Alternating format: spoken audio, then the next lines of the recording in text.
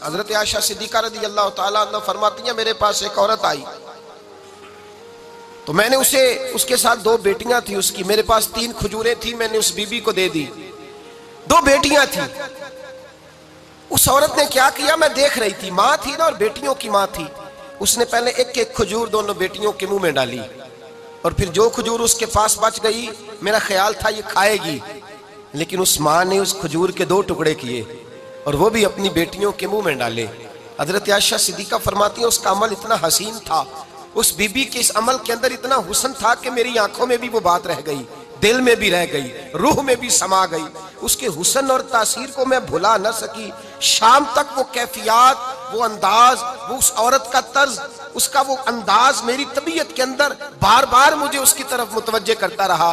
शाम को महबूब तशरीफ लाए, नबी करीम सल्लल्लाहु अलैहि वसल्लम शाम को जब तशरीफ लाए तो हबीब पाक अलैहिस्सलाम को मैंने बतलाया, मैंने कहा हुजूर बीबी आई थी, उसका चेहरा बता रहा था कि भूखी है, लग रहा था कई दिनों से खाना नहीं खाया।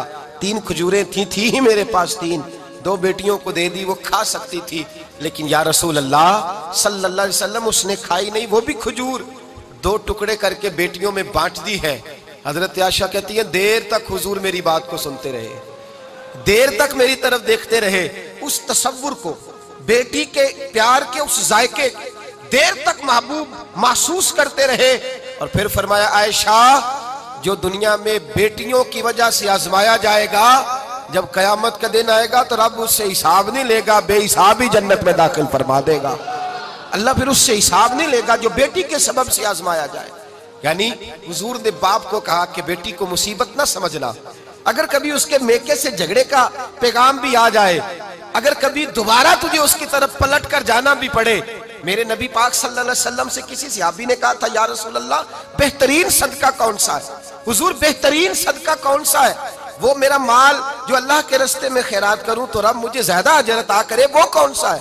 तो मेरे नबी पाक ने फरमाया, अगर तेरी बेटी वापस लौट आई तलाक की वजह से या बेवा होकर वापस आ गई और तुझे उस लौटने वाली बेटी पर कुछ खर्च करना पड़ा, तो तेरे रसूल का वादा यह है कि अल्लाह तुझे उस रुपए पर सबसे ज्यादा अजर अता फरमाएगा, उस पैसे पर अल्लाह तुझे सबसे ज्यादा। इन्हें बोझ ना जानना, इनकी आजमाइशों पे परेशान ना होना।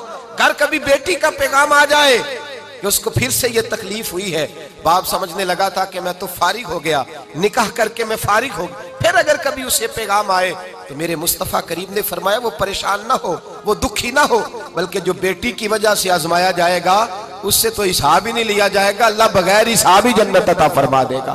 इतना बड़ा मकाम, इतनी बड़ी अज़मत और फजीलत